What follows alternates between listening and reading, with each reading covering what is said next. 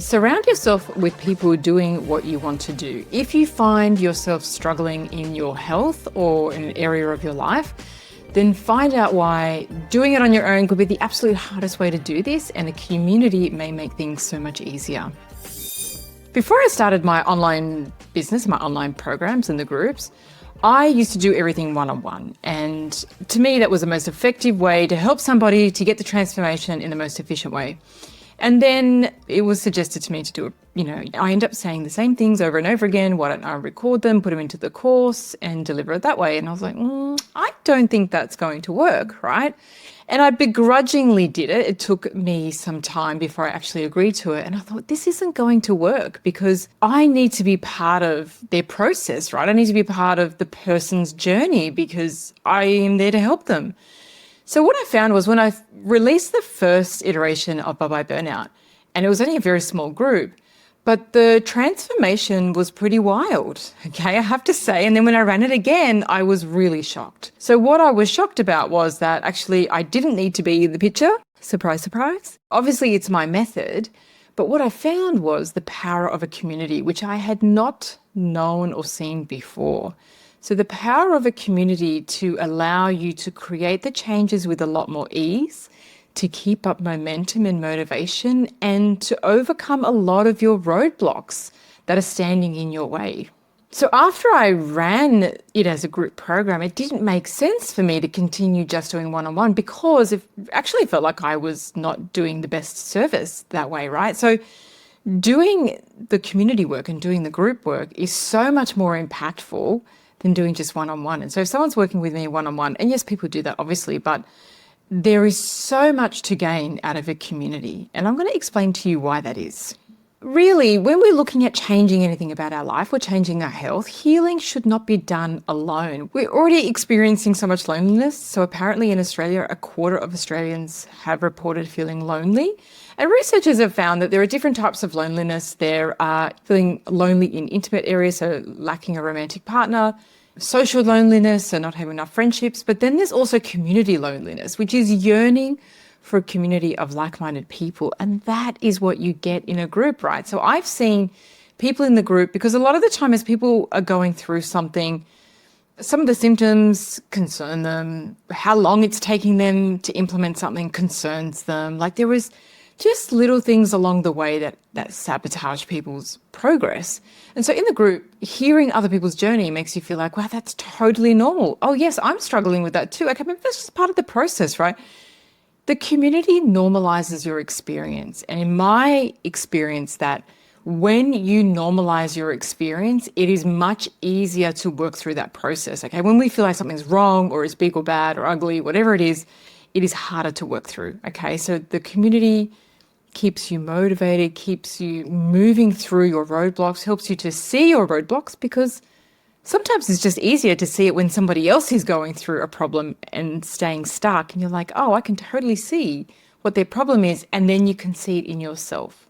They say that we are the average of the 5 people that we spend our time with. And so when I talk to women in the community, like you are in a community of like-minded women who are implementing and overcoming the same challenges together at the same time.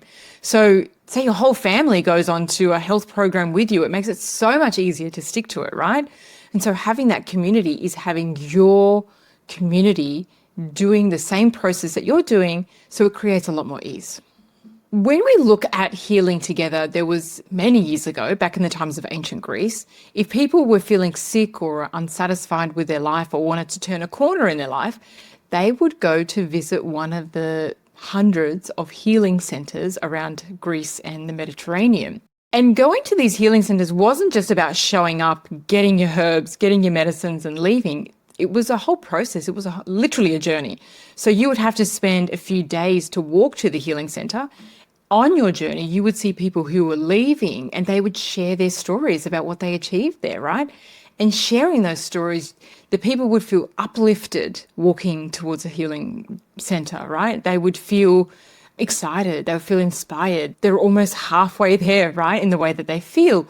So the sharing of the stories was really important. And then once they got to the temple, there was a whole process that they had to do. They had to wait outside the temple to be fasting and cleansed, because as they entered, they needed to leave all their worldly distractions behind, right? They needed to enter this temple or this healing center with a lot of mental clarity and let go of a lot of the worldly things. And within the temple, they would get herbal medicines, they would have their dreams interpreted, they would spend a lot of time in the gardens in contemplation to understand why they're at where they're at, why they're unhappy with their life, or why they're sick, right? And it was a really powerful part of the journey. So in some ways, there was a lot of that work that was done together, and then there was time to pull away and do the self-reflection and the contemplation in order to uncover the hidden meaning, why we get sick or why we're unhappy with our lives. And then once they left the temple, they shared their stories with everybody. So they shared of what they overcome and what insights they'd have and what clarity came to them about where they were at in that point in their life. Okay. And so it just reinforces that this has been around for a very long time. We share stories. We do things better together than what we ever did alone. And if you're struggling with something right now, then I really would urge you to look at, well, how is a community going to serve you? How can you find your people?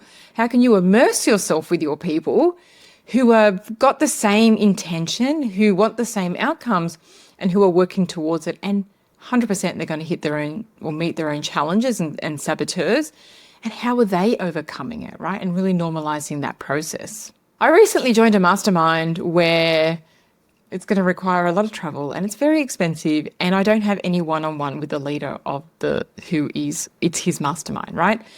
And I've signed up for the community, right? Because the community is so powerful. There's people going in directions that I want to go in. There's people doing things that I want to be doing. I want to be around those people. I want to know how they think. I want to know what they're doing. I want to hear what they share, their strategies, right? And so sometimes we look for, the right person to work with or whatever it is. And sometimes it really comes down to how much can a community influence you in the direction that you want to go.